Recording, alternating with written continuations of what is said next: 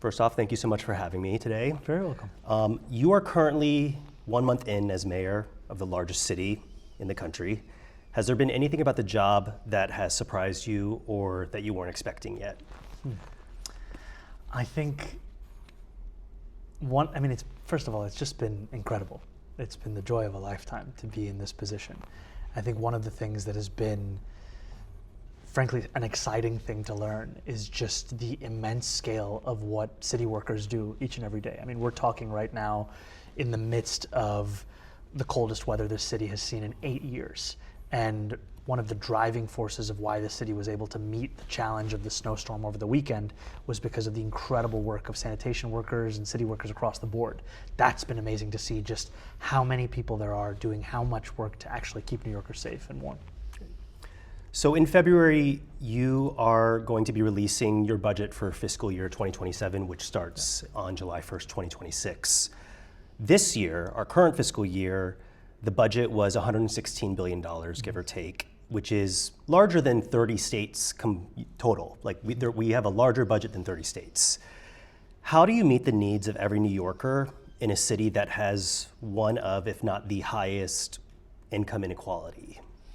I think it's by recognizing that a budget is not simply a legal requirement for fiscal years 2026 and 2027 that it be balanced, but it's also a reflection of our government's priorities. This is a budget that shouldn't just be about the costs that the city has to pay, but also the investments that it could make. We're talking about, as you said, the kind of inequality. This is the most expensive city in the United States of America. So right now, after the housing crisis, it's the childcare crisis that's foremost in working families' minds. New Yorkers consider it a good deal when they pay $26,000 a year for childcare. So our budget, when it reflects an investment into universal childcare, it takes that cost off the backs of working families. That's what we want our budget to look like. City Comptroller Mark Levine recently released info that we are currently operating at a 2.2 budget gap. And in fiscal year 2027, that may increase to 10.4 billion. Mm-hmm. How did this happen? So this is a reflection of the gross fiscal mismanagement we saw from the prior mayoral administration. We are talking about $12 billion being estimated by the current city controller, the former city controller, the current state controller, and those were estimates that were public during Mayor Adams' administration.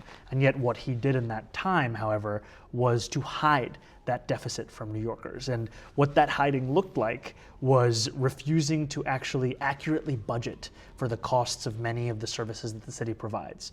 When we're talking about shelter costs or we're talking about cash assistance costs, there were times when the city was budgeting what was effectively half the actual cost of the service and pretending as if that other half wouldn't come to burden. And now what we have the opportunity to do is to be open and honest with New Yorkers about the fiscal crisis that we are inheriting, that it's an ABC, it's an Adams budget crisis, and now we will be the ones to actually resolve it, but we're not going to let the working New Yorkers who had nothing to do with creating it become the victims of it. Now with that, and you mentioned former Mayor Eric Adams, do you think that Eric Adams intentionally made it harder for you in your first few years to be able to pass some of your major campaign platforms, and that he did it with the intent, obviously, of trying to leave with a bang on his end? I'll leave his intentions for him to explain. What I can tell you, however, is the decisions that he made, decisions of looking at the kind of fiscal gap that we're talking about, and then deciding to make nearly $2 billion in new fiscal expenses. Those are decisions that reflect the kind of gross fiscal mismanagement the city has not seen in a long time. We are talking about a fiscal gap that eclipses the gap of the Great Recession. That's the scale of what we're talking about. And for the prior administration to have hid that from New Yorkers is part of why so many New Yorkers are hungry for a different kind of politics, for a new era of politics. That's what we're going to deliver, and we're going to do it by being forthright and honest about the scale of this crisis, and by being very clear about how we believe we get out of this crisis. So you had stated during your campaign, and I know in recent weeks, that one of the most logical solutions to eliminating this gap would be a millionaire tax increase and increasing the corporate tax rate to be that comparable to New Jersey.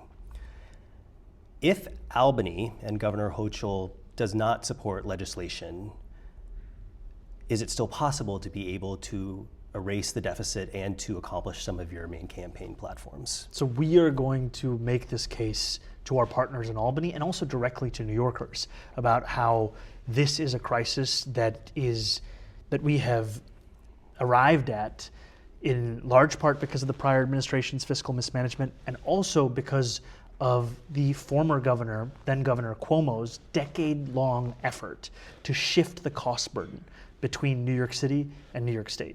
So we don't just want to balance 2 years worth of our budget as is required by law. We also want to address these structural imbalances. There are imbalances of the city's relationship to its wealthiest residents, most profitable corporations, but also imbalances between its relationship with the state. So I'll give you an example.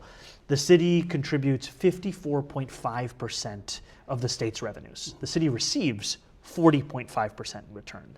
There is no locality that has this great of an imbalance between what it sends and what it receives. And for us, we know that had there been parity between our contributions and what we received over the time that Governor Cuomo was in office, New York City would have been receiving an additional $8 billion a year in support. Now, Governor Cuomo's had a spokesperson came out and said, in challenge to that, and said, well, you were part of the state assembly for 5 years, why didn't you do anything about it then? What would you say to that? That I helped to lead increased taxes on the wealthiest New Yorkers and the most profitable corporations in my first year in office, and we won close to about $4 billion in new revenue over the objections of then Governor Cuomo.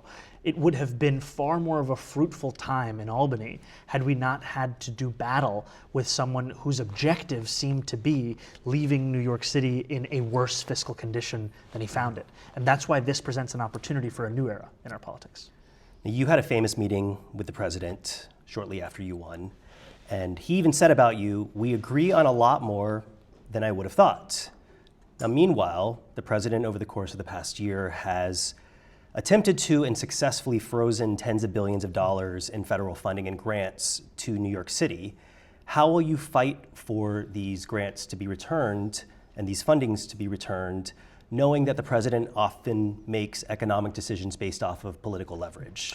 Well, the president said in the Oval Office after our meeting, said to the public that the better that New York City does, the happier he is. And I know that, I'm the mayor of New York City speaking to the president of the United States. I also know that we are two New Yorkers discussing a city that we both love.